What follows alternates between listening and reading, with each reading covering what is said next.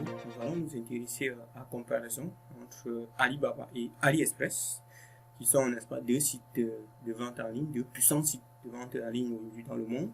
Alors, ce qui différencie Alibaba et AliExpress, c'est que Alibaba se concentre sur les entreprises plutôt que sur les clients individuels. Pendant ce temps, AliExpress s'adresse aux clients qui sont à l'aise, n'est-ce pas, pour l'achat d'un produit ou de quelques produits. Alibaba est un grossiste, alors que AliExpress est un magasin axé sur le consommateur. En d'autres termes, Alibaba est pour la vente en gros et AliExpress pour la vente en détail. Donc nous avons aussi quelques différences. Alors, première différence, nous avons ici, concernant Alibaba, l'offre des prix est plus bas chaque produit. Donc sur Alibaba, bien évidemment, les prix des produits seraient toujours plus bas que sur AliExpress. Sur AliExpress, n'est-ce pas, nous avons l'offre des prix modérés sur les produits individuels. Donc, concernant un produit, les prix qui sont sur AliExpress, étant donné que ce sont des ventes en détail, les prix seront toujours plus élevés que sur Alibaba qui fait dans la vente en gros.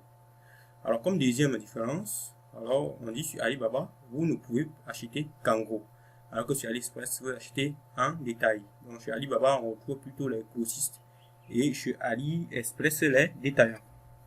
Comme troisième différence, alors vous ne pouvez noter que les fournisseurs des produits sur Alibaba, alors que sur AliExpress, vous pouvez noter et les fournisseurs et les produits. Alors sur Alibaba, vous ne pouvez noter que les fournisseurs, donc vous pouvez noter que l'entreprise qui vous fournit les produits. Voilà, alors que sur AliExpress, vous pouvez noter et l'entreprise là et la qualité du produit que vous avez, n'est-ce pas, payé. Alors en quatrième position, nous avons le coût d'expédition qui est plus élevé car l'expédition en e-packet n'est pas disponible. Alors, bien évidemment, lorsque vous expédiez les marchandises en gros, lorsque vous faites l'achat en gros, l'expédition sera toujours plus, va toujours plus durer un peu plus longtemps que si c'était l'expédition d'un seul produit ou de quelques produits. Ceci est bien évidemment parce que lorsque vous commandez certains produits sur Alibaba, c'est lorsque vous commandez parfois que le fabricant, n'est-ce pas, passe cela à la machine, n'est-ce pas, pour la production. Pour par exemple prendre le cas par exemple des papiers peints. Voilà, lorsque vous commandez certains papiers peints avec certains motifs, voilà, c'est lorsque vous passez la commande que l'entreprise produit cela. Bien évidemment, il va falloir beaucoup de temps pour être livré, étant donné que la commande se fait en gros. Sur AliExpress, lorsqu'un produit est disponible sur le site, il est également disponible directement sur le fournisseur, sur celui qui va vous vendre cela, étant donné que on ne met que ce qui est disponible. Voilà.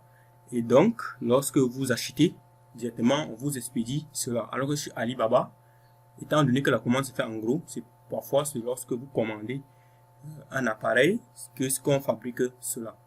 Voilà, donc si c'est disponible, bien évidemment, l'expédition ne va pas durer, mais si c'est pas encore disponible, en fonction de la quantité que vous avez commandé, vous pouvez commander avant qu'on fabrique cela. En cinquième position, on dit Alibaba permet aux acheteurs et aux vendeurs de négocier.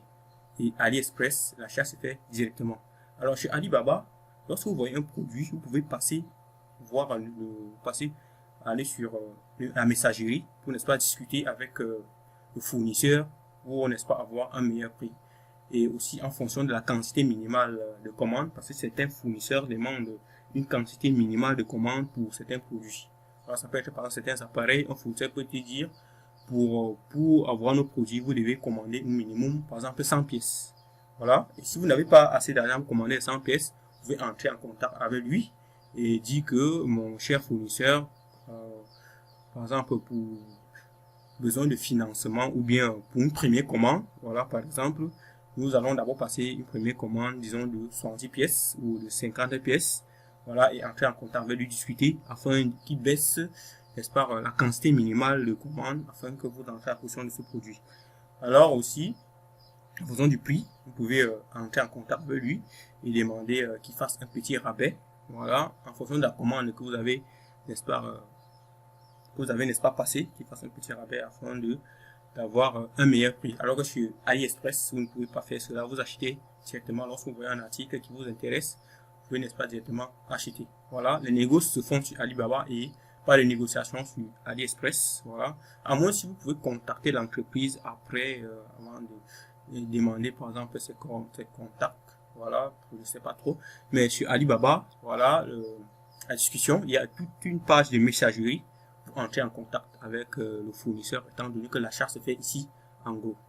Voilà, en fait, en quelques phrases, en quelques lignes, la différence entre Alibaba et AliExpress. Donc, si vous êtes grossiste, si vous aimez acheter en gros, alors je vous conseille Alibaba. Mais si vous êtes un dropshipper, donc quelqu'un qui fait dans le dropshipping, bien évidemment, je vous conseille AliExpress. Bien évidemment aussi en fonction de votre position géographique. Si vous êtes en Afrique, alors AliExpress avec le dropshipping sera un peu plus compliqué vu la durée de livraison qui est un peu plus lente, voilà, qui est un peu plus lente.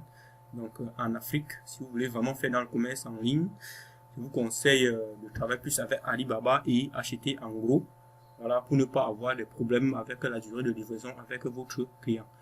Donc voilà en quelques lignes la différence entre Alibaba et AliExpress. Donc nous allons continuer dans la prochaine vidéo.